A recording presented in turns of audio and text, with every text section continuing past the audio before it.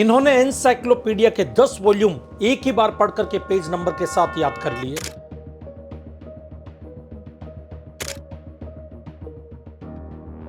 इनका दिमाग इतना तेज कि क्रिकेट, बॉक्सिंग और फेंसिंग में थे अव्वल। इन्होंने देखते ही देखते अंग्रेजों के 7 विकेट ले लिए।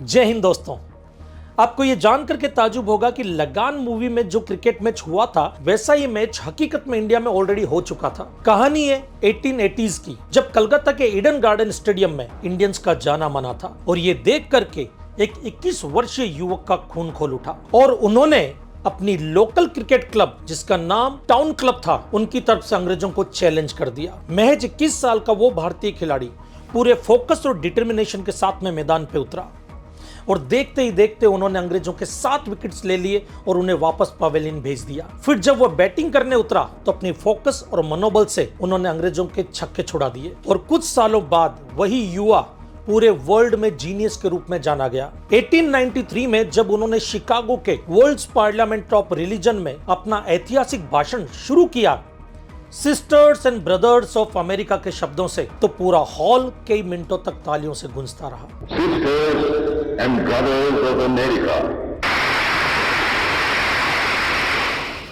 उस समय के न्यूज़पेपर ने लिखा कि वे एक ऐसे वक्ता थे जिन्हें भगवान ने खुद वरदान दिया। ये वही इंसान थे जिनकी मेमोरी इतनी तेज थी कि अगर कोई किताब सिर्फ एक बार पढ़ ले तो पेज नंबर के साथ पूरा कंटेंट याद कर लेते थे। जी हाँ, मैं बात कर रहा हूँ नरेंद्र नाथ दत्ता की, जिन्हें आज हम स्वामी विवेकानंद के नाम से जानते हैं। उनका दिमाग इतना फोकस्ड था कि उन्होंने एनसाइक्लोपीडिया ब्रिटेनिका के 10 वॉल्यूम्स एक ही बार पढ़ करके पेज नंबर के साथ याद कर लिए। फिजिकली भी वे इतने स्किल्ड थे कि क्रिकेट, बॉक्सिंग और फेंसिंग में भी अव्वल थे। आज की इस वीडियो में हम जानेंगे कि स्वामी जी के पास में से क्या ट्रिक्स और टेक्निक्स थी कि उनका ब्रेन इतना शार्प था और वो फुल्ली फोकस्ड थे, और क्या उन टेक्निक्स को हम भी अपना करके अपने फोकस और मेमोरी को इंप्रूव कर सकते हैं। तो चलिए वीडियो शुरू करते हैं। तो चलिए बात करते हैं इस वीडियो में स्वामी विवेकानंद जी के मेमोरी सीक्रेट्स के बारे में। अगर आप सोचते हैं कि स्वामी विवेकानंद जी की एक्स्ट्रा ऑर्डिनरी मेमोरी और दिमाग बस भगवान का दिया हुआ वरदान था, तो ये आपकी गलतफहमी होगी।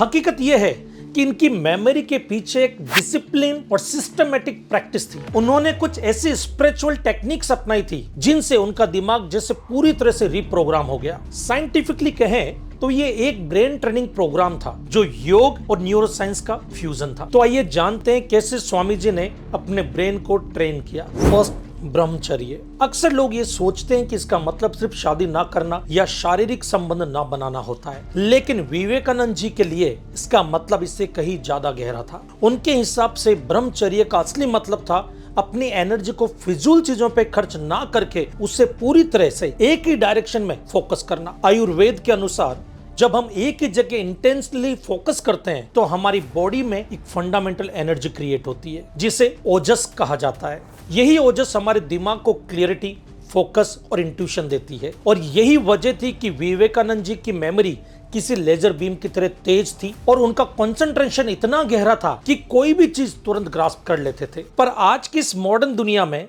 हम डिस्ट्रैक्शन से घिरे हुए हैं, जैसे कि सोशल मीडिया आदि, जिनकी वजह से हमारा ध्यान हमेशा भटकता रहता है और हम एक जगह कंसंट्रेट नहीं कर पाते हैं। सेकंड, राजयोग। तो अब सवाल यह उठता है कि स्वामी जी अपने कंसंट्रेशन पावर को बढ़ाने के लिए क्या करते थे।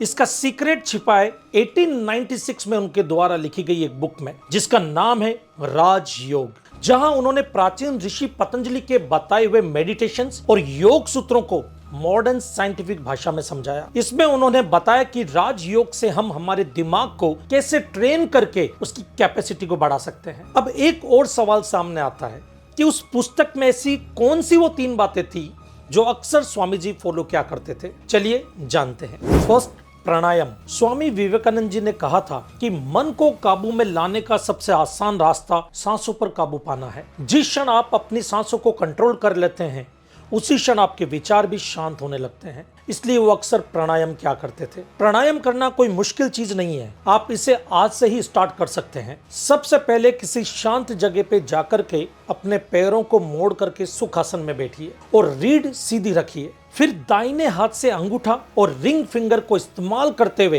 एक एक करके नथुने बंद करें। पहले एक नथुने से सांस अंदर लें, फिर दूसरे से बाहर छोड़ें। इस ब्रीदिंग एक्सरसाइज को अनुलोम विलोम प्राणायाम भी कहा जाता है। ये टेक्निक जितनी सिंपल है उतनी ही पावरफुल है। Second, chanting. स्वामी जी अक्सर मंत्र जाप किया करते थे, यानी कि चैंटिंग। उनका कहना था कि चैंटिंग हमारे भटकते हुए थॉट्स को एक दिशा देता है और हमारी विल पावर को स्ट्रॉन्ग बनाता है। जब कोई वर्ड या आवाज मेडिटेशन के समय दोहराई जाती है तो हमारा मन शांत होने लगता है और माइंड फोकस रहना सीखता है।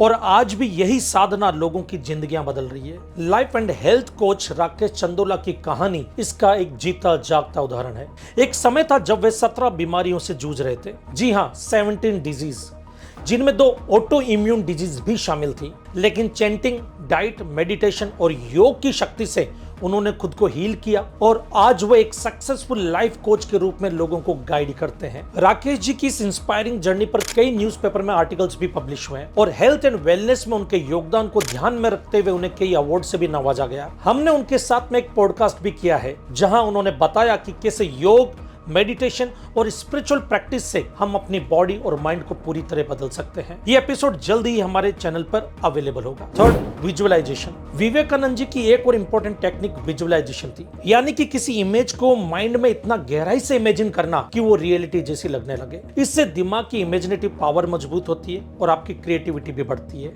और जिस चीज को आपने इमेजिन किया वो आपके ब्रेन में सेव हो जाती है। हमने हमारे मेमोरी टेक्निक्स के कोर्स, जिसमें पूरी बुक विद पेज नंबर याद कैसे हो सकती है, उनके जो ट्रिक्स और टेक्निक्स बनाए हैं उनमें कई जगह पे स्वामी जी के बताए हुए इन तरीकों को इंप्लीमेंट किया है। अब हम देखेंगे कि इन स्पिरिचुअल प्रैक्टिस के बारे में मॉडर्न साइंस क्या कहती है। न्यूरोसाइंस। आज साइंस जब मेडिटेशन और योगा को न्यूरोसाइंस के नजरिए से देखती है तो रिजल्ट वाकई शॉकिंग है। रिसर्च बताती है कि रेगुलर योगा करने वालों के दिमाग में लगभग 15% से ज्यादा ग्रे मैटर पाया जाता है। Yes, grey matter.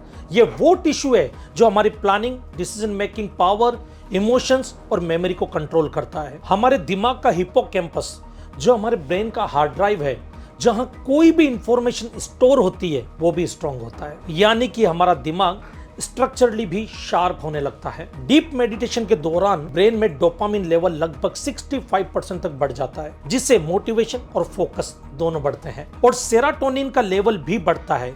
Yes, serotonin, जो दिमाग में मूड स्टेबलाइजर का काम करता है। यह हमारे मूड को बैलेंस रखता है, स्ट्रेस और टेंशन को कम करता है और दिमाग को शांत बनाता है। मतलब जब दिमाग में सेरोटोनिन बढ़ता है तो आप ज्यादा रिलैक्स महसूस करते हैं और आपके थॉट्स भी क्लियर रहते हैं। इन सब साइंटिफिक बातों को जानने के बाद में एक बात तो हमारे दिमाग में समझ में आ गई कि स्वामी विवेकानंद जी का दिमाग इतना अलग और खास क्यों था। उनके लिए मेडिटेशन सिर्फ स्पिरिचुअल प्रैक्टिस नहीं थी, बल्कि दिमाग को ट्रेन करने का एक पावरफुल टूल था। यही वजह थी कि एक किताब सिर्फ एक ही बार पढ़ करके वो पूरी तरह से याद कर लेते थे, या फिर लंबे भाषण बिना नोट्स के और पूरे कॉन्फिडेंस के साथ में दे पाते थे। जिस चीज को आज साइंस प्रूव कर रही है, विवेकानंद जी ने उसे अपनी प्रैक्टिस में समझ लिया था। उन्हें पता था कि मेडिटेशन और योग से इंसान खुद को और अपने दिमाग को दोनों को मजबूत बना सकता है। और ऐसे ही साइंटिफिक और स्पिरिचुअल रिसर्च के साथ हमने हमारा एक मेमोरी कोर्स लॉन्च किया है, जो आपको लॉन्ग आंसर, शॉर्ट आंसर्स को याद करवाएगा ही करवाएगा, साथ में बुक विद पेज नंबर कैसे याद हो सकती है उसकी ट्रिक्स और टेक्निक्स भी बताएगा। आपको हमारे कोर्स की पूरी डिटेल हमारी वेबसाइट पे मिल जाएगी, जिसका लिंक आपको डिस्क्रिप्शन में मिल जाएगा। अगर आपको हमारा ये वीडियो अच्छा लगा तो इसे लाइक करें, शेयर करें और हमारे चैनल पर नए हैं तो इसको सब्सक्राइब करना ना भूलें। मिलते हैं ऐसे किसी और इन्फॉर्मेटिव वीडियो में, तब तक के लिए जय हिंद, जय भारत।